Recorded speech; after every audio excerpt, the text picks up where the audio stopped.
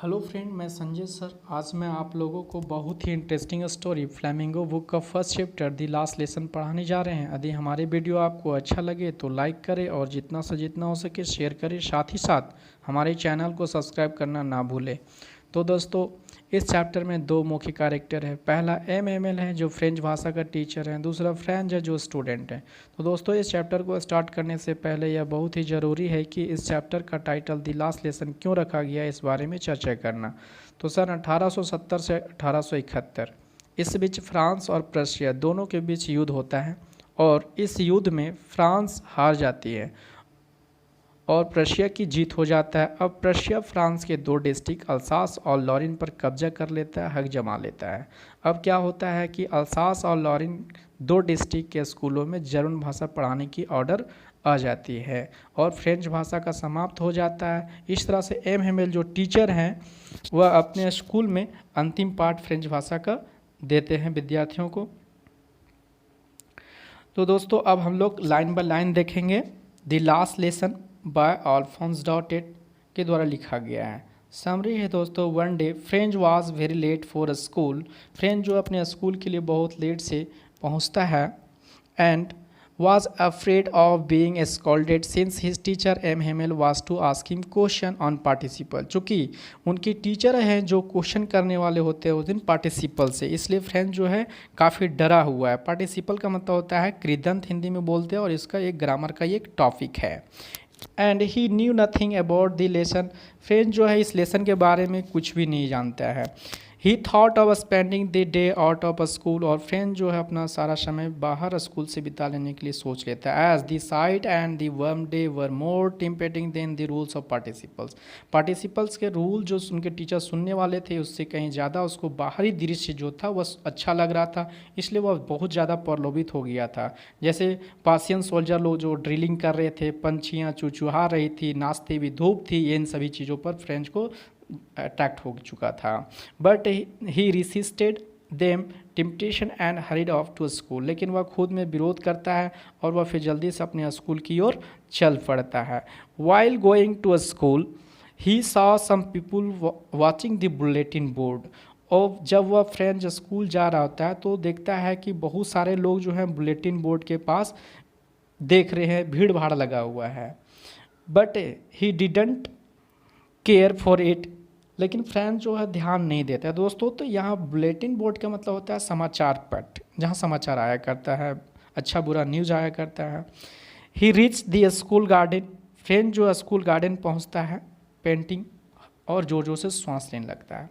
And then he notice that the class was as silent as Sunday morning. और French जो है वह notice करता है कि क्लास जो है काफ़ी शांत है, संडे मॉर्निंग के जैसा, यानी कि कोई शोर शराबा नहीं था क्लास में, सभी लोग शांत बैठे हुए थे।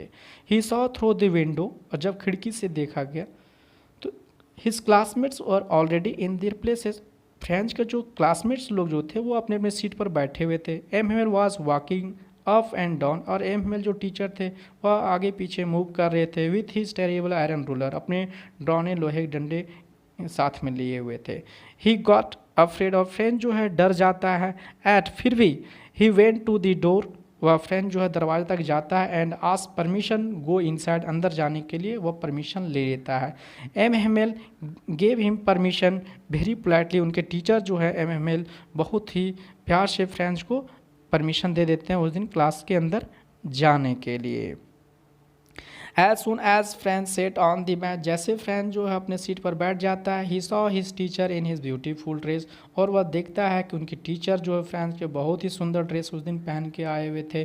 Which he were only the inspection and prize day. यानी कि उनकी जो टीचर है इस तरह से इंस्पेक्शन एंड प्राइज डे के दिन ही पहना करते सुंदर ड्रेस। जैसे कि इंस्पेक्शन का मतलब निरीक्षण करना और स्कूल में प्राइज वगैरह हुआ करता था उस दिन। But the thing that surprise him. यह सब चीज़ फ्रेंच को सरप्राइज कर देता है। To see the villager were sitting on the back benches silently. तो विलेजर लोग यानी गांव के लोग जो हैं, गांव के लोग जो पीछे तरफ बेंच में हमेशा बैठे हुए थे, ये सब चीज़ देख को फ्रेंच को सरप्राइज कर देता है। Every one looks at. और सभी लोग उदास थे।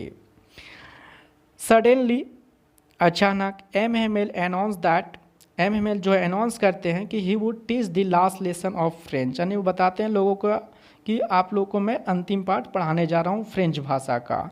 सिंस चूँकि German language would be taught from the next day, अगले दिन से जर्मन भाषा पढ़ाई जाएगी। The sentence was like thunder clap, यह सेंटेंस जो था वह बिजली की कड़क के जैसा था फॉर फ्रेंच के लिए, because he had hardly learn his on language, French जो था अपना भाषा को बहुत मुश्किल से थोड़ा बहुत बोलने के लिए लिखने के लिए सीखा था।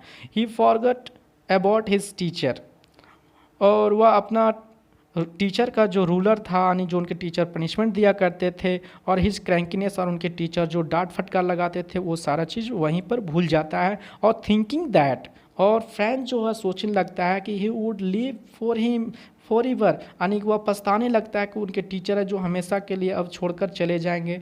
नाउ फ्रेंच अंडरस्टूड, और फ्रेंच समझ जाता है कि why M Hamel had put on his beautiful dress, और एम हेमेल जो उनके टीचर हैं वह क्यों इस तरह का सुंदर ड्रेस पहन के आए, इसके बारे में वो बिल्कुल यहाँ पर समझ जाता है।